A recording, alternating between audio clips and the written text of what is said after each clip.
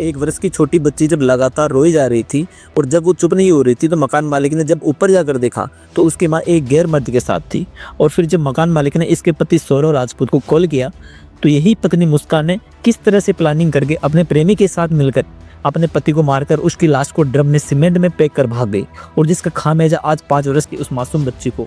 तो नमस्कार, और आज मैं आपसे शेयर करूंगा एक ऐसे प्यार और धोखे की ऐसी कहानी। जी हाँ, सौरव राजपूत की हंसती कुश्ती जिंदगी अब हम सबके लिए एक सबक और कहानी बनकर रह गई है। तो बिना देरी के मैं सबसे पहले आपको ये बता देता हूँ कि सौरभ राजपूत और मुस्कान रस्तोगी की आपस में जान पहचान कैसे हुई और कैसे ये एक दूसरे की जिंदगी में आगे बढ़े, ताकि आपको इस कहानी की सारी कड़ियां जोड़ने में आसानी हो जाएगी। और साथ में हम इस कहानी से संबंधित हमारे समाज की कुछ कमियों पर भी चर्चा करेंगे, क्योंकि जिस हिसाब से आज का समय चल रहा है, अब चर्चा का वक्त आ चुका है। देखिए, मुस्कान रस्तोगी के नाना ब्रह्मपुरी मेरठ में रहते थे और कुंडली बनाते थे। तो कभी वहां सौरभ राजपूत भी अपनी कुंडली दिखाने आ गया होगा। बस फिर क्या था, हो गया प्यार। और ये प्यार दोस्ती से शादी के लिए इतना परवान कब हो गया, पता ही नहीं पड़ा। और सौरभ और मुस्कान के दोनों के घर वाले नहीं चाहते थे और वो दोनों इस शादी के खिलाफ थे। लेकिन आपने तो सुना ही होगा कि प्यार किया तो डरना क्या। बस फिर क्या था, प्यार में डुबकी लगाने के 1 वर्ष के रिश्ते के बाद 2016 में सौरभ और मुस्कान ने शादी कर ली।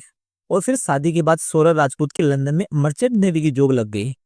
लेकिन नई नई शादी थी तो सौरभ के घर वाले भी इस रिश्ते से ना खुश थे और तब लड़की को ज्यादा तवज्जो नहीं देते थे। तो लंदन में सौरभ राजपूत भी अपनी पत्नी मुस्कान रस्तोगी के लिए परेशान रहता था।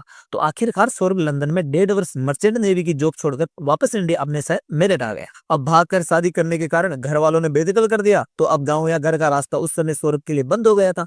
तो अब अपना जीवन यापन करने के लिए उन्होंने दिल्ली रोड के पास एक प्लाईवुड की दुकान पर काम करना स्टार्ट कर दिया। और जैसे तैसे सारी चीजें सौरभ अपनी लाइफ में मैनेज कर ही रहा था कि 2019 में उनके घर में एक मेहमान के रूप में एक छोटी बच्ची का जन्म होता है। और ये तो आपको पता ही है कि नए मेहमान के साथ जीवन में कुछ नई जिम्मेदारियां दी जाती है। और इन सब जिम्मेदारियों को देखते हुए सौरभ को फिर से लंदन से एक मॉल में जॉब का ऑफर मिल जाता है। और जब सौरभ लंदन गया तो उसके कुछ समय बाद सौरभ की पत्नी की जिंदगी में एक 360 डिग्री मोड़ तब आया जब उसको एक व्हाट्सएप ग्रुप में जोड़ा जाता है, जो सौरभ की पत्नी मुस्कान का एक क्लास 8 का क्लासरूम स्टूडेंट का था। और कुछ मीडिया रिपोर्ट्स का तो ये भी कहना है कि कक्षा 8 तक ही पढ़ी हुई थी। बस फिर क्या था, काफी वक्त बाद जब पुराने क्लासरूम के सारे फ्रेंड्स एक साथ व्हाट्सएप ग्रुप में मिले तो बात होने लग गई। और एक दिन सारे व्हाट्सएप ग्रुप क्लास 8 के फ्रेंड मॉल में मिलने की प्लानिंग करते हैं। और कहीं ना कहीं जब बचपन के दोस्त काफी वर्षों बाद एक साथ मिलते हैं तो एक एक्साइटमेंट या जोश तो रहता ही है। बस गलती तब होती है जब जोश के साथ होश ना रहे। और बस यही ऑलरेडी शादीशुदा मुस्कान अपना होश को बैठती है।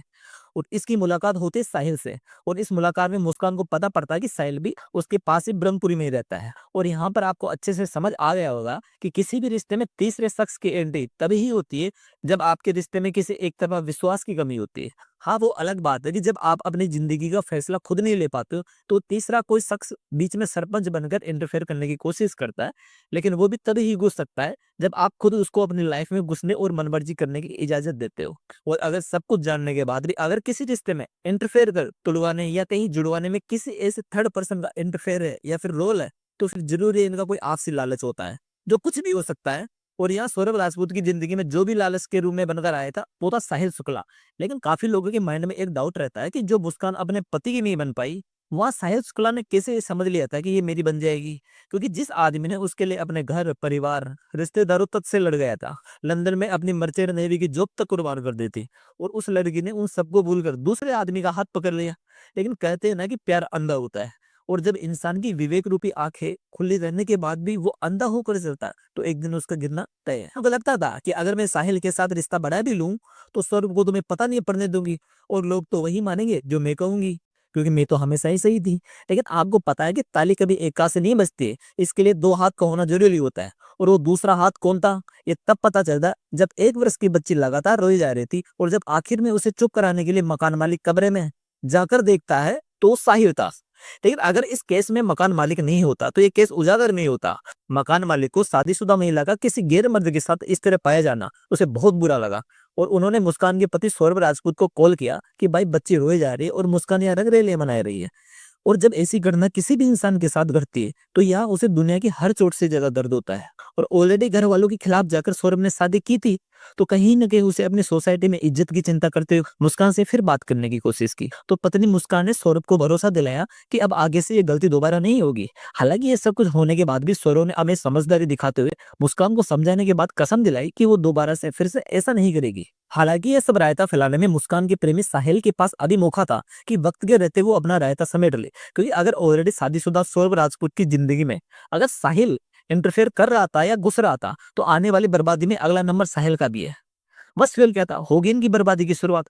और अभी मकान मालिक के फोन करने और पति सौरभ के समझाने की घटना को 11 ही दिन हुए थे कि मुस्कान अपने प्रेमी मित्र साहिल के साथ गुड़गांव की तरफ भाग गई। हालांकि सौरभ फिर भी अपने रिश्ते को बचाने की हर संभव कोशिश कर रहा था। और फिर जब उसने ब्रह्मपुरी थाने में एफआईआर करवाई, तो 10-11 दिन बाद मुस्कान को उसके प्रेमी साहिल के साथ पुलिस पकड़ लेती है। लेकिन यहाँ मुस्कान इतनी चालाक होती है कि जब इसके और इसके प्रेमी साहिल के खिलाफ एफआईआर लॉन्च होने वाली होती है, तो ये फिर अपना बयान बदलकर सौरभ को अपने भरोसे में ले लेती है और कहती है कि मुझसे अब लास्ट बार गलती हो गई है और अब मुझे अपने पति सौरभ राजपूत के साथ ही जाना है। और मुझे जो भी अभी तक मेरा प्रेमी साहिल था, अब इससे मुझसे कोई भी लेना देना नहीं है, फिर कोई भी मतलब नहीं है। तो कहीं ना कहीं फिर सौरभ राजपूत ने रिश्ते को टूटने से बचाने के लिए और बदनामी के डर से एफआईआर नहीं करवाई और मामला वही दब जाता है। लेकिन जब 2023 में सौरभ राजपूत लंदन में जॉब के लिए चला जाता है, तो मुस्कान ना तो ससुराल में रहना चाहती है और ना ही पीर में।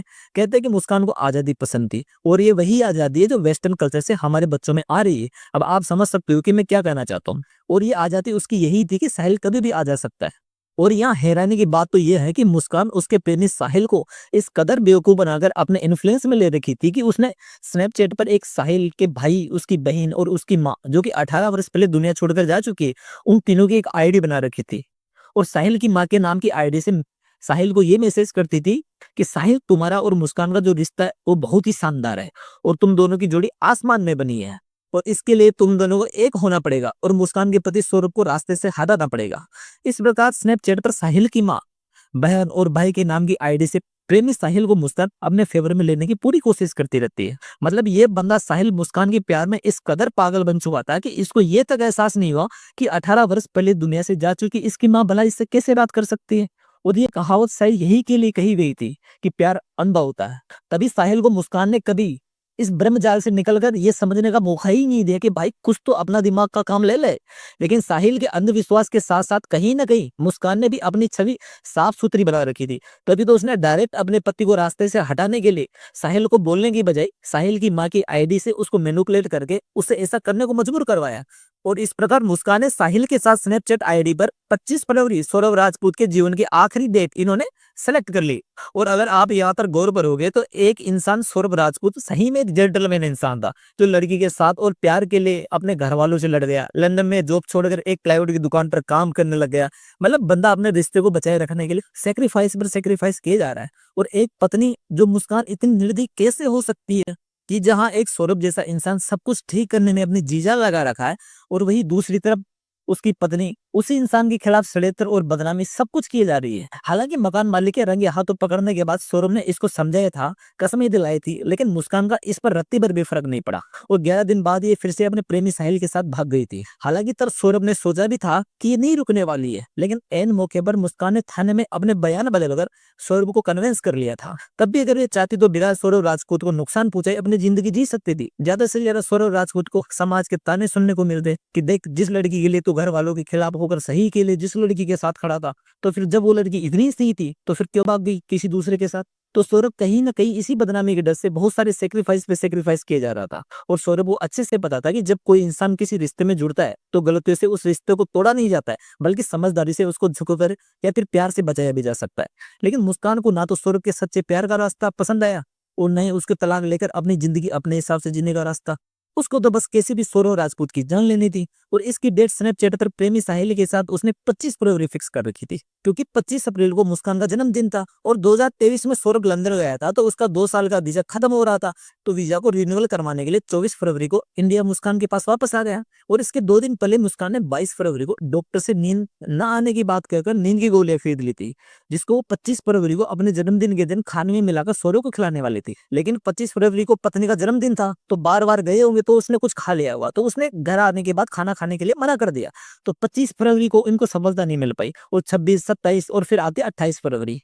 महीने का आखिरी दिन, और इस दिन इनकी बेटी का 5वां बर्थडे था। लेकिन इस दिन भी ये सफल नहीं हो पाते, इसको खिलाने का मौका ही नहीं मिल पा रहा था। और उसके बाद में 1 मार्च 2 मार्च को ये प्लानिंग कर रहे थे कि आखिर ऐसा क्या किया जाए कि इसको नींद की गोली दे दे। और फिर 3 मार्च को सौरभ राजपूत अपने घर आ जाता है, और काफी दिनों बाद आने की खुशी में माँ ने कोफ्ते बनाकर अपने बेटे को खिलाई। और वापस लौटते टाइम माँ ने कुछ कोफ्ते पैक अपनी पोती और बहू के लिए दे दिए कि जाकर उनको भी खिला देना। और माँ से मिलने के बाद खुशी खुशी उसी पत्नी और बच्चों के पास सौरभ पहुंचा और बोलता है कि माँ ने हम सबके लिए कोफ्ते बनाकर बेचे हैं, तो आप इनको गर्म करके ले आओ, फिर हम सब एक साथ बैठकर खाएंगे। मतलब यहाँ तक कितना अच्छा चल रहा था। सौरभ राजपूत की जिंदगी में सब कुछ ठीक होने लग गया था। अब वो अपने घर पर माँ बाप से भी मिलने लग गया था, और आज तो माँ ने उसको कोफ्ते बनाकर अपने पोती और बहू के लिए भी भेजी थी।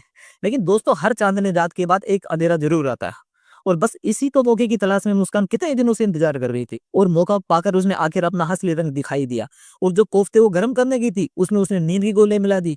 अब सवाल मुस्कान जैसी लड़कियों से ये आता है कि जब तुझे अपने पति सौरभ के साथ रहना ही नहीं था, तो उसे तलाक लेकर किसी दूसरे के साथ जैसा तेरा मन करे वैसे जिंदगी काट लेती। क्योंकि अब तो तलाक नॉर्मल हो चुके हैं। क्योंकि पहले तो वो समाज में दूर दूर तक तलाक का नाम भी सुनता था तो पूरा खानदान उसको समझाने आ जाता था कि बेटा समय और सब्र से रिश्ते ठीक हो जाया करते। और सही बात है, पहले आप गांव में दूर दूर तक कोई एकाध कोई केस मिल जाए तो अलग बात है, लेकिन तलाक का शब्द भी लोग सुनना पसंद नहीं करते थे। और आज तो ये तलाक शब्द इतना नॉर्मल हो चुका कि बच्चों से पहले माँ बाप ही बोल देते हैं कि साहब अब हमारा मन नहीं है, क्योंकि आपका लड़का हमें नहीं लगता कि हमारी लड़की का पेट भरवाएगा। अरे तो भाई ये शादी से पहले सोचते ना। अरे तो तू भी बोल देती बहन। देखो पर्टिकुलर मैं इस लड़की के लिए नहीं बोल रहा हूँ, देखिए ऐसी बहुत सारी लड़कियां हैं, ऐसे बहुत सारे केस हो रहे हैं जिसमें बेचारे बेगुनाह लोग मारे जा रहे हैं। और ऐसी लड़कियों की वजह से हमारे समाज में जो हमारी दूसरी बहन बेटे हैं, जो सही में संस्कार और हमारी संस्कृति से जुड़ी हुई है, और जिस मुस्कान को अपने पति के इतने सेक्रीफाइस से फर्क नहीं पड़ा, तो फिर ऐसी लड़कियों की हरकतों से समाज की सीधी सादी लड़कियों पर क्या प्रभाव पड़ेगा, ये तो आने वाला वक्त ही बताएगा। और अभी हम देख भी पा रहे हैं। बस फिर क्या था, जैसे इसको मौका मिला, इसने नींद की गोली मिलाने के बाद देर रात 12 बजे मुस्कान ने अपने प्रेमी साहिल को कॉल कर दिया, और बेहोशी में सोए सौरभ के पैर इसने साहिल से पकड़वा दिए, और उसकी छाती पर बैठकर चाकू से इन दोनों ने बारी बारी से वार करके इसकी जीवन लीला समाप्त कर दी। और जब भी इसको शांति नहीं मिली, तो ये मार्केट में जाके 1100 रुपए का घेरा हुआ एक ड्रम लाकर उसके शरीर के टुकड़े उसमें डालकर ऊपर सीमेंट का घोल डालकर उस ड्रम को पूरा पैक कर देती है, ताकि किसी को शक ना हो कि इसके अंदर डेड बॉडी रखी है। और कई मीडिया रिपोर्ट्स में तो ये भी कहा गया है कि लंदन में आने के बाद 1 लाख रुपए सौरभ ने मुस्कान और कुछ रुपए उसकी माँ को भी दिए थे। और बस फिर क्या था, ये शिमला और मनाली घूमने के बाद जब इनका सारा पैसा खत्म हो जाता है, तो हिमाचल प्रदेश से वापस मेरठ आ जाते हैं। और इस घटनाक्रम के बाद 14 दिन तक एंजॉय करने के बाद 17 मार्च 2025 को रात 10 बजे घर पहुंचते हैं, और यहीं से इनके उल्टे दिन स्टार्ट हो जाते हैं। घर पहुंचते ही मुस्कान अपनी खास मम्मी, जिसको ये सौतेली माँ भी बोलती थी, उनको कॉल किया कि मम्मी सौरभ के घर वालों ने सौरभ की हत्या कर दी। ये बात सुनते ही उसके बाप को इस पर भरोसा नहीं हुआ, क्योंकि ऑलरेडी ये इतना रायता बार बार फैलाई जा रही थी। तो तब मुस्कान के बाप ने मुस्कान से बोला कि जब सौरभ के घर वाले उस पर हमला कर रहे थे, तो उससे बचाने के लिए चिल्लाई क्यों नहीं, या फिर आसपास हेल्प क्यों नहीं मांगी। अब इसका मुस्कान के पास कोई ठोस जवाब नहीं था। तो मुस्कान के पिता ने इससे बोला कि तू सीधे घर आ जा, और ये बात तो सीधे थाने में बोलना। अब 17 मार्च को ये रात को 10 बजे आई थी, और दूसरे दिन 18 मार्च को जब पुलिस वालों ने इससे सख्त पूछताछ की, तो इसने सारा सच इसने उगल दिया। और ये सारा घटनाक्रम इतना भयावह था कि इसके बाप ने पुलिस वालों के सामने ये तक कह दिया कि हम हमारी इस बेटी से प्यार नहीं करते हैं, और इस जुर्म की सजा इसको फांसी से कम नहीं मिलनी चाहिए। हालांकि ब्रह्मपुरी थाने के एसएचओ रमाकांत पंचोली भी सोच रहे होंगे कि ये दुनिया के पहले माँ बाप है जो अपनी बेटी को फांसी की सजा देते हुए देखना चाहते हैं। हालांकि अब मुस्कान और इसका प्रेमी साहिल मेरठ की जेल में, और ये दोनों नशे के एडिक्ट है। तो मुस्कान पुलिस वालों से नशा उपलब्ध करवाने और उसके प्रेमी को इसी की बैरिक में शिफ्ट करने के लिए बोल रही है कि हम साथ साथ जीना चाहते हैं। और ये पॉसिबल नहीं है, क्योंकि जेल में महिलाओं और पुरुषों की बैरक अलग अलग होते हैं। अब सवाल ये आता है कि जो अभी 5 वर्ष की मासूम बच्ची है, वो अपनी माँ के लिए बार बार हो रही है। उस बेचारी को नहीं पता कि इसकी माँ की वजह से उसके सर से पिता का साया हट चुका है, जिसका एहसास उसे बड़ा होने के बाद होगा। देखिए, इस वीडियो के माध्यम से मैं किसी भी इंसान की भावनाओं को टेस्ट नहीं पूछना चाहता, पर आज जो हमारे समाज की स्थिति जिस दिशा में जा रही है, उसको अगर हम सब मिलकर नहीं संभाल पाएंगे, तो इसका खामियाजा हमारे आने वाली पीढ़ियों को भुगतना पड़ेगा। और जिसके लिए आप तैयार हो जाइए। और आखिर आए दिन ये घटना होना कहीं ना कहीं हम सबकी नाकामियों को भी दर्शाती है, और साथ में ये करना हम सबको जागरूक करने के साथ साथ खुद से सवाल भी करती है। तो वीडियो के एंड के साथ मैं तो सिर्फ आपसे इतना ही कहना चाहता हूँ कि अपने रिश्तों में विश्वास लाओ, और जो भी तोड़ने वाले या फिर जोड़ने वाले जो थर्ड पर्सन आपकी जिंदगी में सरपंच बनकर बैठे हैं, उनको बाहर निकालो। क्योंकि लाइफ आपको जीनी है, ये सरपंच सिर्फ 5 दिन के है। और उसके बाद ये जिस दिन आपका उल्टा वक्त आएगा, आपका खराब वक्त आएगा, उस दिन भीड़ में खड़े होकर आपका तमाशा देखने वाली भीड़ में सबसे पहले खड़े मिलेंगे। तो खुश रहो, तंदुरुस्त रहो, और वीडियो को यहाँ तक अगर आप पहुंच गए हो तो लाइक करो और चैनल को सब्सक्राइब करो। श्री राधे राधे।